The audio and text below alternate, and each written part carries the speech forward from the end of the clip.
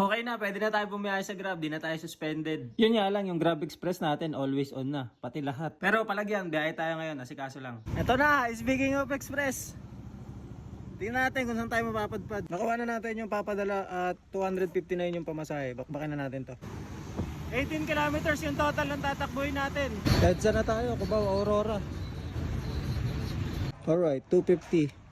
Na-drop na natin dito sa QC La Loma. Ngayon, tingnan natin kung ano yung sunod na mangyayari sa atin. Circle na ako, wala pa rin pumapasok na booking. Marikina na ulit ako! Masatan, inahamon kita dito sa Marikina. Tukan.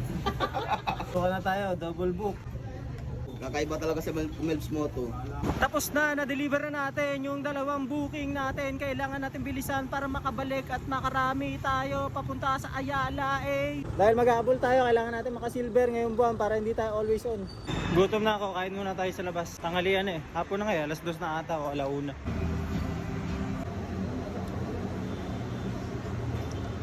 Sabaw ba ta? Ano lang? Yung ginilan na. 5 minutes kain dan, tapos na. Pinasukan ako ng express kaso kinancel ko kasi kaka-start ko palang kumain nun eh. Na-post job tayo ngayon. Na-post tayo kasi nag-cancel nga tayo. Pero patapos na rin naman. Laban na natin yan. Starbucks ang pumasok sa atin. Kaso nga lang marami. Hatak sa Meralco. Buhay natin. One piece na kape. Pick up coffee. 2 km lang to, 59 pesos. Malapit na nga tayo actually. Tapos na, na-drop na natin. Bilis lang. Nakakadalawang cancel na ako na express, isang 270 ata, ang drop is BGC, tapos isang 170, drop naman Pateros. Kinancel ko kasi magpa-planner na, may planner ako 5 to 8. Sayang, baka ma-miss pa ako dahil malayo pang gagalingan ko. Same area, pinasukan tayo, dito lang din, pick upin natin. The Espresso Kineme. The Espresso Playground pala, wala yung ice, tapos ihalo na lang ng customer para malamig pa rin at hindi matabang pag dumating sa kanya. Nice idea. Naman 3.5 km, 69 pesos. Lamang ng 10 to kumpara dun sa 2 km natin kanina. Kakadrop lang natin, hindi ko na na-videohan kasi yung customer nakaabang na. Ganun dapat.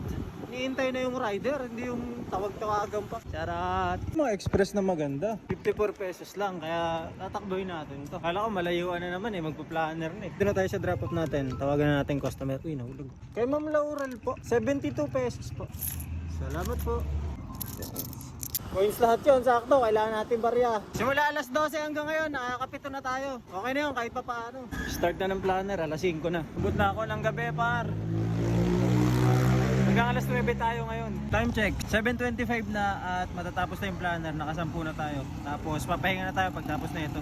Time check mga par, alas 8 na. Tapos na yung planner natin, wala tayong 9 to 12. May nakalutang na 9 to 12 pero di ko na kukunin kasi mabiyahe din ako mamayang madaling araw. Kung kukunin ko yung 9 to 12, baka sobrang mapagod naman ako. Ngayon, bounce na tayo. Nag-bye-bye na lang ako pabalik. Tinignan ko kung papasukan ako. Ngayon, ubusin ko na lang last 3 minutes ata to ng planner.